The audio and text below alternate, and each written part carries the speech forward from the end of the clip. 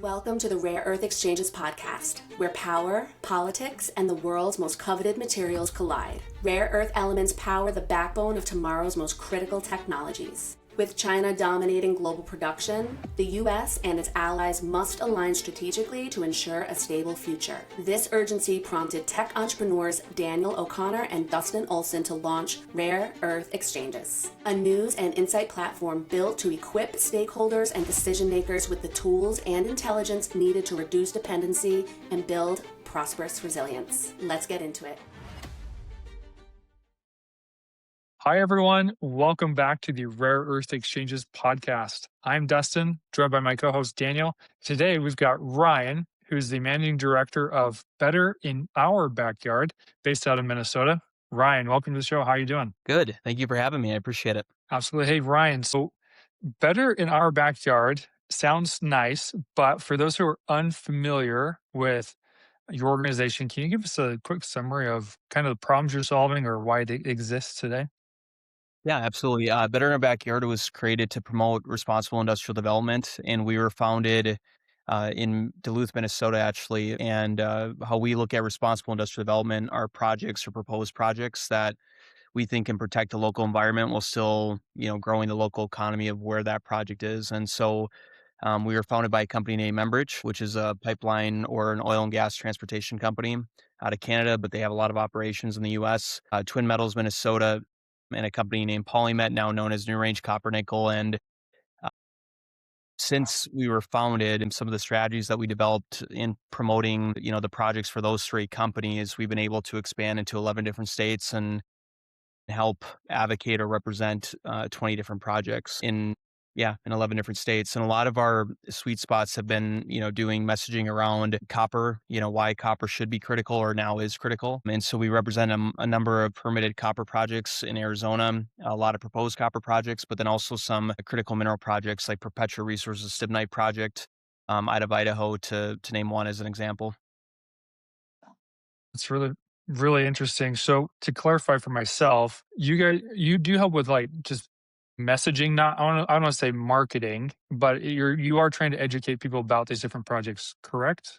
Is that the Absolutely. Yeah. So, yeah, I mean, there's definitely a marketing strategy to it, and it's a lot of messaging and education around projects. But then also probably the number one thing I enjoy is connecting the dots in the projects. And like Daniel said earlier, before this started, that we have a processing and refining problem in the U.S. So it's kind of fun to talk about.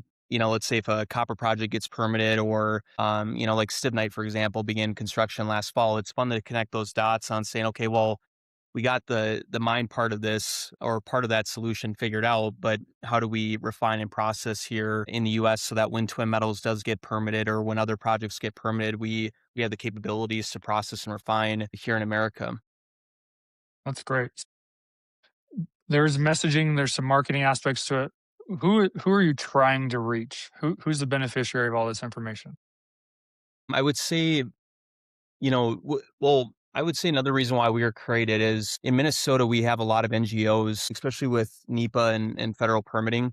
We have a lot of anti-mining NGOs, and NGOs are non-government organizations that are looking to stop any and all projects. I mean, we have a couple here in Minnesota, whether it's a data center being built, a new pipeline project being built, or a new mine being built, they're looking to stop that project. And so, what industry needed in Minnesota was how do we educate people in the middle that maybe don't support or aren't against a mining project or, say, a new industrial development project?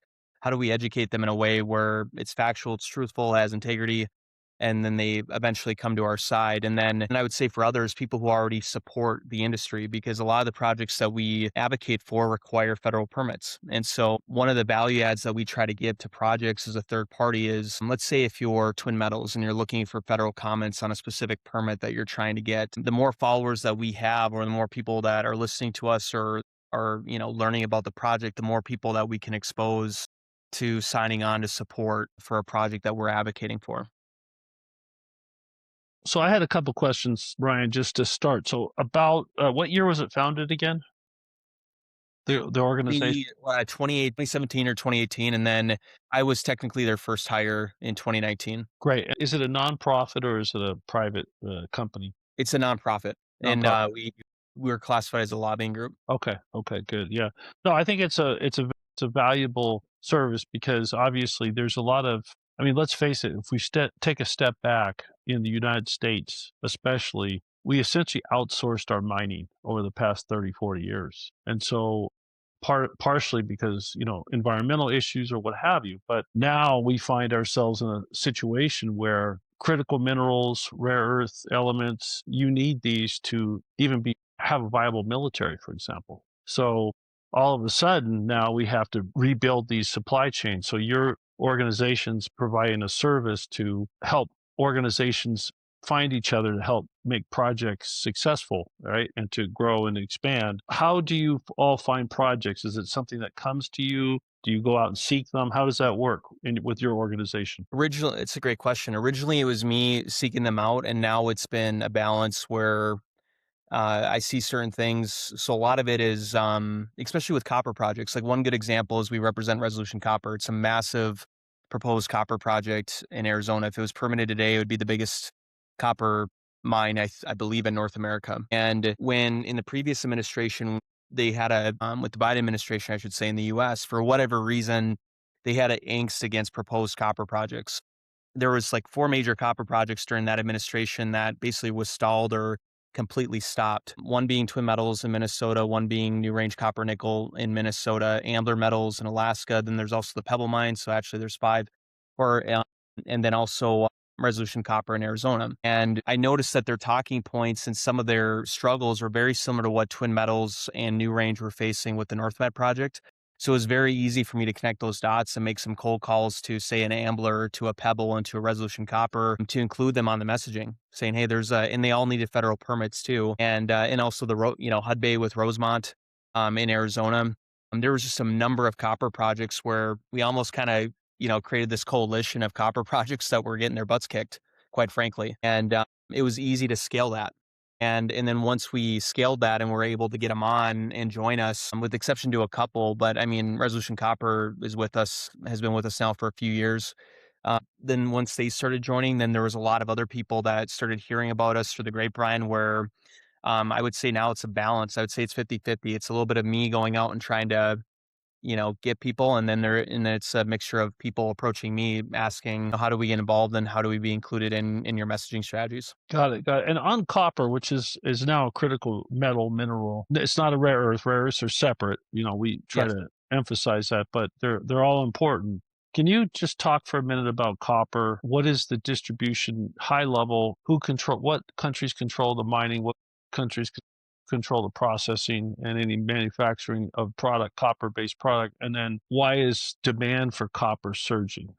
I think it's important to provide that context. Well, similar to what you were saying earlier, I mean, and it's also similar to rare earths, is that China doesn't mine a lot of copper, but they refine and process a lot of copper. And so in the last 40 years, I believe the stat, don't quote me on this because I haven't read up on it lately in a few years when I first started reading up on it, but right now the US only has 2 active copper refineries, and we've shut down a little over a dozen in the last 30 years, while China has built over 40 copper refineries and smelters. And so they're controlling a lot of that midstream part of it. And right now, the US is at max capacity in terms of how much copper we can refine and process. So any new copper mine that gets opened up, unless if they're using certain technologies that allow them to skip the process from smelting and processing to make a copper cathode right on site. Gunnison Copper is doing that right now in Arizona with Rio Tinto's Newton technology. We have to send that a lot to Canada or to Chile or even to China to be refined and processed. So right now, the U.S. actually makes a decent amount of copper, and we have enough proposed copper projects, both permitted and proposed, that if all of them are up and running today, the U.S. could achieve copper independence, where we don't have to source any, copper from outside countries. We just need to refine and process it here. And so I would say that's the biggest thing that the U.S. needs to do. We import about 50% of our copper from outside of the U.S., with China controlling much of the processing and refining. But it's true for other minerals like cobalt and nickel. They're getting their nickel from Indonesia, they're getting their cobalt from the DRC, and then they're processing it at home, which is a pretty good strategy. But that's essentially, and then and to answer your question too on the drivers for demand, I would say it's 2 things. It's one, there's a lot of third world countries that are transitioning to first world countries, which requires a lot of electrification. And the Yep. other thing that's going to put it on a massive scale, even more so than just a few years ago, is the emergence of AI and data centers being built all over the US. And our thought process is okay, well, Amazon actually just struck a deal with Rio Tinto where they want to, get a lot of their copper or purchase a lot of their copper within the US to help build their data centers in the US. And our position is, let's keep doing those kind of deals and let's continue to bring new copper mines online while also increasing our refining and processing capacities. That makes a lot of sense. So just one more question. As far as refining, what percentage of the copper market, of the copper product worldwide, is refined by China? Do you know? Have a high level guess? Ballpark? Don't worry about it. We My can look. first thought's like around half. I can Okay. Google it right now. So it's, yeah, I mean, it's it's different. Like that's good. if we take the heavy rare earths, Ryan, it's 98% about is China. And you need those elements for defense systems. And China now has essentially a export restraint on dual use. So they've effectively blocked out our military, and we have no alternatives. That's why the U.S. just announced 1.6 billion for USA rare earths. Okay, and another total is 3.1 billion. It was a pipe, security offering, and then plus the grants and loans. But it's just a letter of intent right now, I believe. But so very useful. So your organization, and you focus on pretty much critical minerals, mining, right, is a focus. How big are you guys right now? Like, how many employees, and what's your focus? Like, what if there is a group that needs your organization's help? Like, how would they find you, and what are you looking for? What kind of projects are you looking for? And what does America need? What do you guys, what's your sweet spot, your organization, and how does it align with what are the high priority needs? Because we can potentially help you out right here. Maybe there are people going to be watching. Oh, that's a very good question. I appreciate that. Well, for the longest time, it was just me. I started out with 3 members. We have over 160, and we were just able to have the ability to hire someone full time last fall. He was an intern with us, so it's just me and another guy right now. And that number's probably going to increase. I think the perception is, thankful. I think in a good way, that we have a team of 5 or 6. But there's a lot of, I would say, not necessarily challenges. There's actually a lot of positives that come with running a lean machine, if you will, with operating a business unit, because it just, it helps you make sure you're prioritizing a lot better and smarter, and you're a lot more efficient with your time when you're constantly challenged. But I would say, it's a great question. A lot of the things that I look for is what are proposed projects that we can help with, that are both proposed and permitted. We want to start getting more into how do we advocate for current operations or existing operations, one of them being MP Materials. I've just been fascinated about their story, just like me and probably 98% of other people in the mining industry, ever since the White House decided to invest in them. So I would say, like if you're looking for more exposure, if you're looking for more people to be educated on what you're doing or what your operations are doing or what your proposed project is doing, I would argue we're a very good place to start with. We have, like I said earlier, we have over 160 members now. We're representing over 20 plus projects. And a lot of our members are vendors and suppliers that benefits from these projects or these operations. And right now our sweet spot has been advocating for projects, why they should be permitted or why they should be a success. And I think the next transition or evolution for us is also representing some operations as well. But when you say representing some operations, can you elaborate on that? Like, let's say if Rio Tinto wanted us to educate our audience more on what Kennecott's doing in Utah, or let's say if they're looking to expand their tailings or expand their operations and they need comments or help or advocacy, we're an extremely good place to start. I got you. No, that's very helpful. And that's a very valuable service. We'll get a little bit more into it. I can totally see that needed. But if we take a step out for a minute, man, what is the biggest, in the last several years you've been at it here, what's the biggest challenge you see in the United States? If you had to categorize the challenges and list the highest 1 or 2 top challenges that these new mining groups, go ahead. I would say obviously permitting. I would say any mining project that's requiring a federal permit, you cannot recreate. I mean, the average time to permit a new mine in the US is 29 years. And I don't know how any entrepreneur can create a business plan for 29 years before they're even bringing in any kind of revenues or turning any kind of profit or cash flow. I think Zambia or I don't know, some African country has a longer permitting timeline than we do. And so what I've noticed, a lot of projects, what they're doing in the US is they're targeting, like they're looking for certain characteristics in their project is the deposit in state and private land. And that's usually what they're going after. And is said project in a mining friendly state? And so a good example is in Arizona. Off the top of my head, there's 4 permitted copper projects in Arizona, and all of them have one thing in common. They're on state and private land. And a good example too, in terms of, comparing, the federal nexus, some like to call it, in comparison to, permitting a project on state and private land in a pro mining jurisdiction, is Resolution Copper versus Arizona Sonoran's Cactus Mine. I shouldn't say versus, I mean, they're friendly, but the Cactus Mine is operated by Arizona Sonoran Company, and their permitting timeline, I think, was roughly 3 to 5 years. And just 60 miles east of it is Resolution Copper. They're in the same county, and they're within the same, they're involved with the same communities or similar communities. And Resolution's still in permitting. And it's been well over a decade that they've been looking to permit their new mine. So I would say, yeah, obviously it's permitting, especially on federal projects. And then outside of that is permitting a new smelter or refinery in the US just in general. I mean, it's dang near impossible. And it's one of the conundrums, I'm going to go on a little bit of a tangent here, but like, for example, Twin Metals had some very good news in Minnesota last week. Congress, or a few weeks ago, last week, Congressman Stauber was able to get a House resolution passed, and Congressman Stauber's a congressman out of Minnesota's 8th district, and he was able to get a resolution passed that has to get onto the Senate and then on to President Trump's desk to put it into law. To basically for Twin Metals to get their leases back so they can return into permitting, so that they can permit their copper, nickel, cobalt, and platinum group metal mine, hopefully in the next decade, if, once they get their leases back. And many of the project opponents kept pointing to, including some senators like Senator Tina Smith from Minnesota, were constantly commenting about how, well, if Twin gets operating today, they got to send their ore to different parts of the world to get it processed. And the irony behind it is that they're part of the problem. They haven't done anything to help get permitting reform implemented so that when these projects are permitted, they can actually process it and refine these minerals here in the US. So yeah, to answer your question, I would say any mining project that is, on federal lands, it's extremely difficult to get permitted. Well, on our show here, we had Emily Dominack, who's the director of the Federal Permitting Office. That was a good.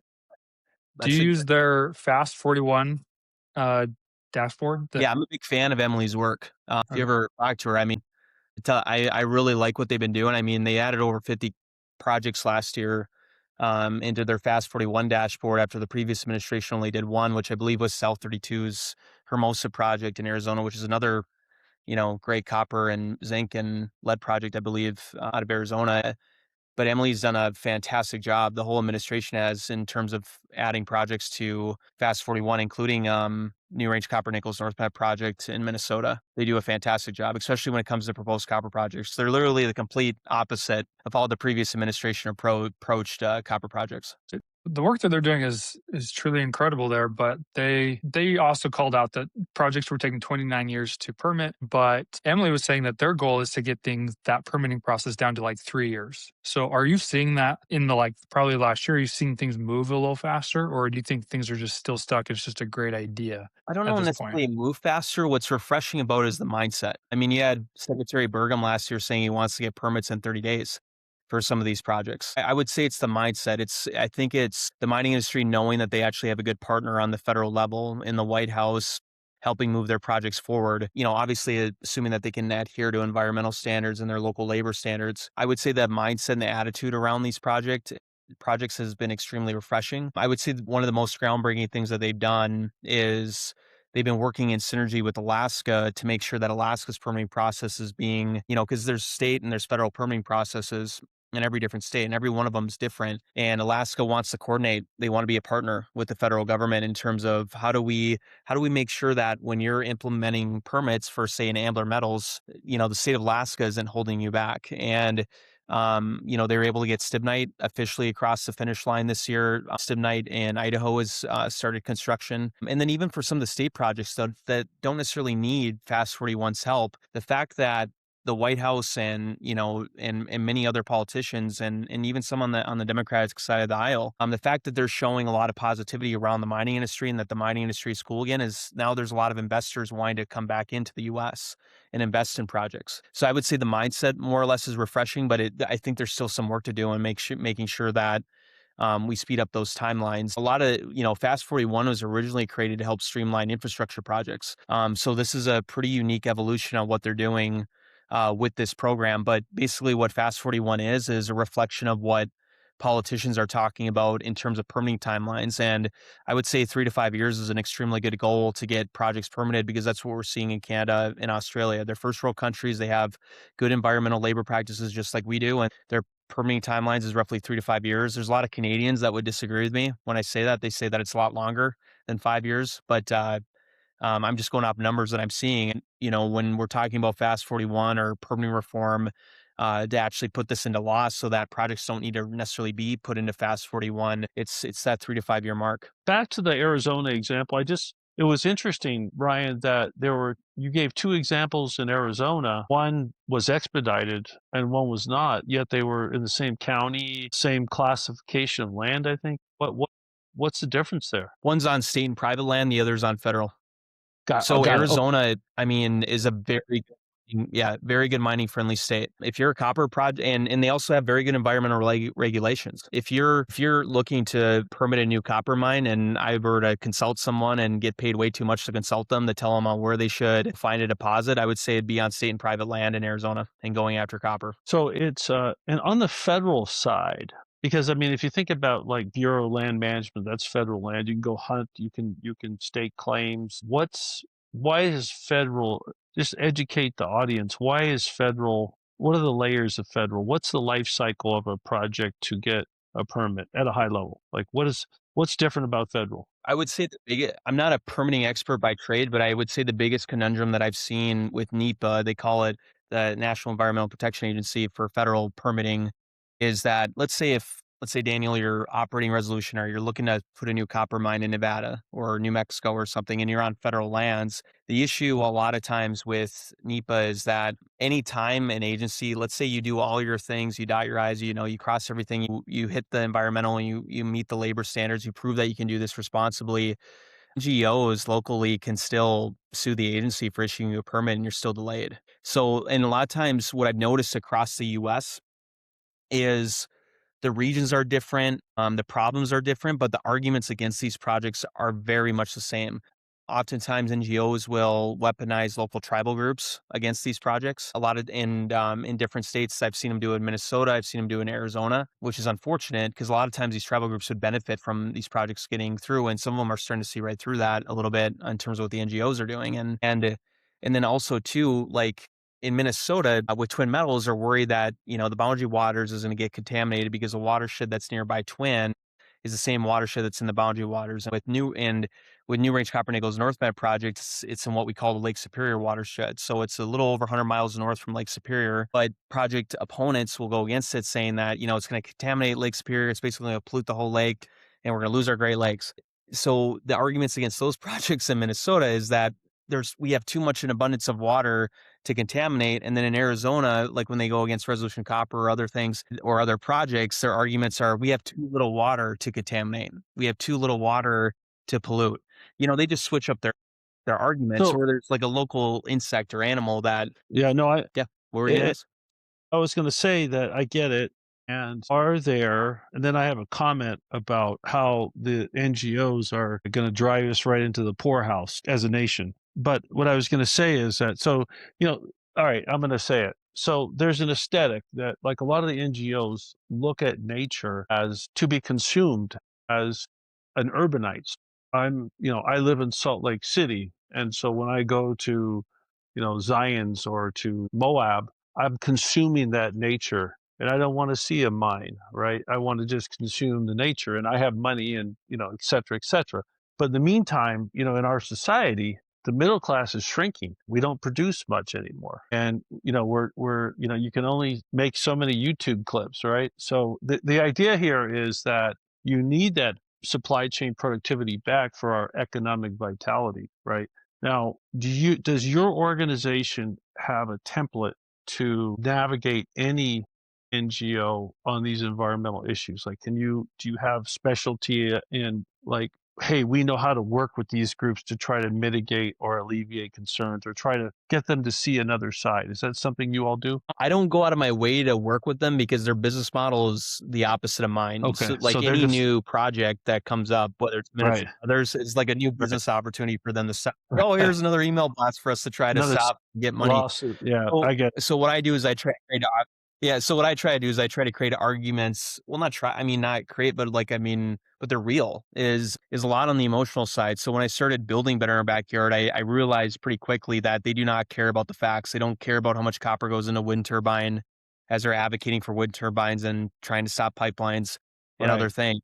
They but one thing that they do not want to admit is that they are stopping not only like what society needs, but on the emotional side of things, they're stopping like from really good paying jobs from being created. Like I believe the average mining wage in Minnesota pays in excess of 100 grand a year with benefits. Across the nation, I think it's 80 grand a year with benefits. Pretty good. No one wants to admit that they're the reason they shut down an operation that created 300 of those type of jobs, and not even including the incidental benefits and the tax benefits that come from that, or they stopped a potential project from creating all those kinds of jobs. Like Twin Metals, for example, would create 750 jobs and 1,500 incidental jobs. It's a good like rule of thumb. People argue it's more, but to be conservative, for every mining job created in the U.S., you create 2 other incidental jobs within that area, whether it's through vendors, suppliers, engineers. They don't want to admit that. So a lot of times I try to focus a little bit on the emotional, a lot on the emotional side of it. Like this is more than just, supplying minerals that we need for our future and for everyday life, that we need these jobs to help build families in the US and to create good paying jobs so that people live a life of prosperity. And they can't argue against that. I mean, because all of their solutions or all of their backup plans or strategies, if you will, they have no answer to for in terms of they have no substitute for the projects that they're looking to stop. There's no, like if they're looking to Yep. stop a mining project, they don't have a solution on, okay, who's gonna fill that economic void? They just want to complain and stop projects and stop progress. And some of their issues in the past have definitely been real, but I mean, but at the end of the day, their business model is to stop projects. I think the biggest law firm in Arizona is the Center for Biological Diversity.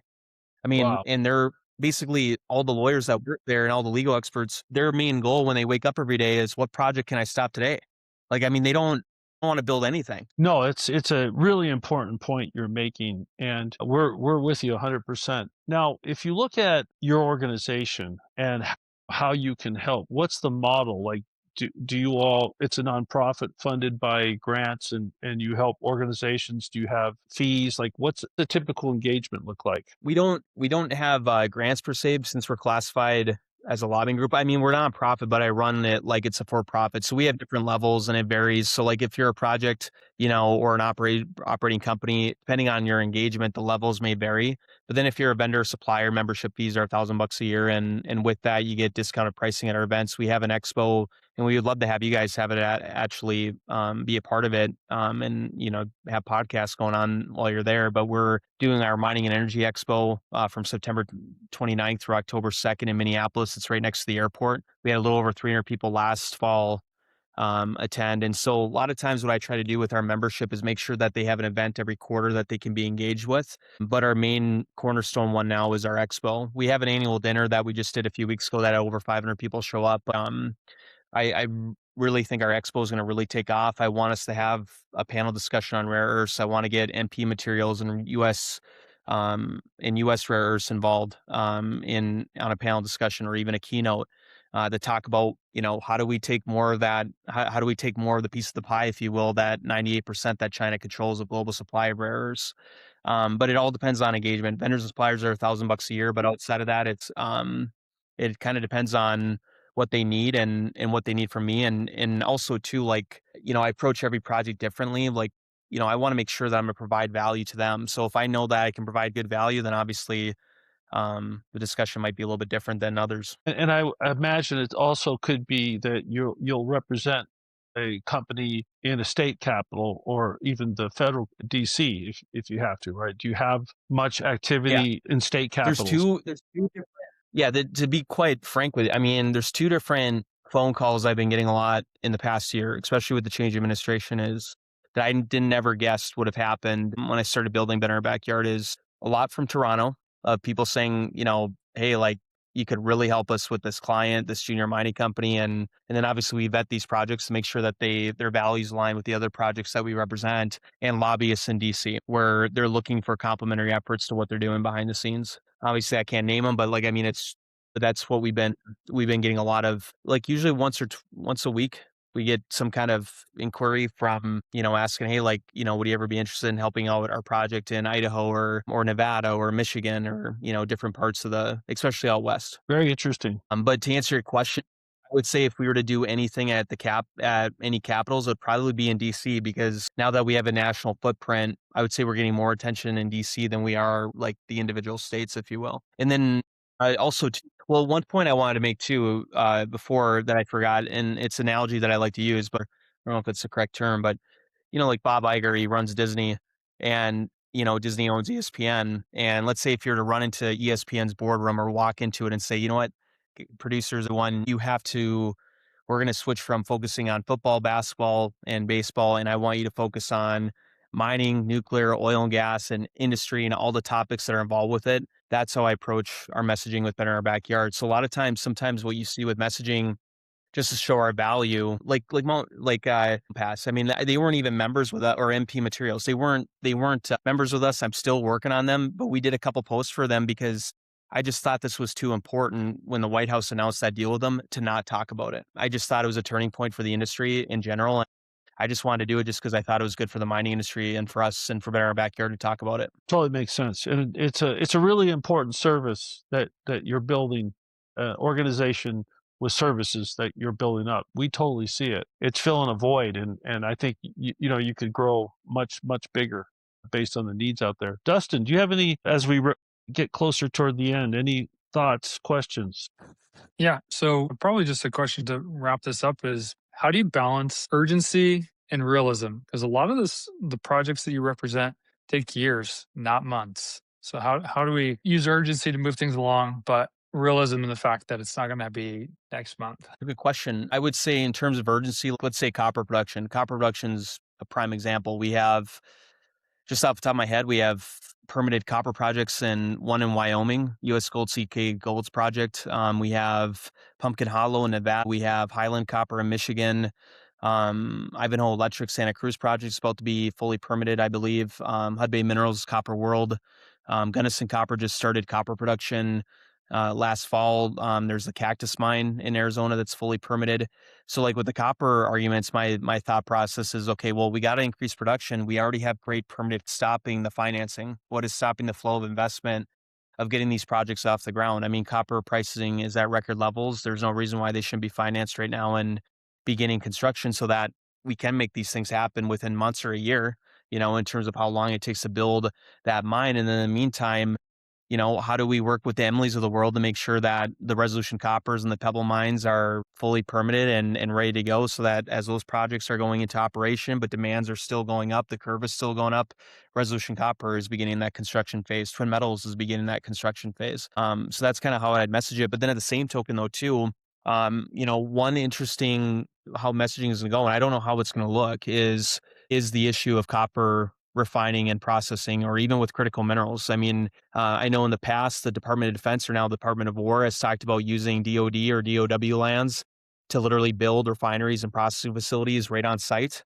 I don't think that's necessarily a bad idea if you're looking for urgency. So from the mining side, there's some ideas, but with processing, refining, I don't know how you balance that, because the urgency is now. I mean, China, to their credit, was brilliant in controlling that part of the supply chain and thinking ahead on the rare earths, the critical minerals, copper, and the U.S. needs to really think it pretty hard on how do we do this, and that might require some partners from Australia, from Canada. Maybe great, some creative ways of making it happen in Greenland. But yeah, I think there's ways of doing it with mining and critical minerals of copper, I should say. But obviously copper is now a critical mineral, but it's the refining and processing where I don't know if anyone really has a definitive answer on how to pull that off just yet. We agree.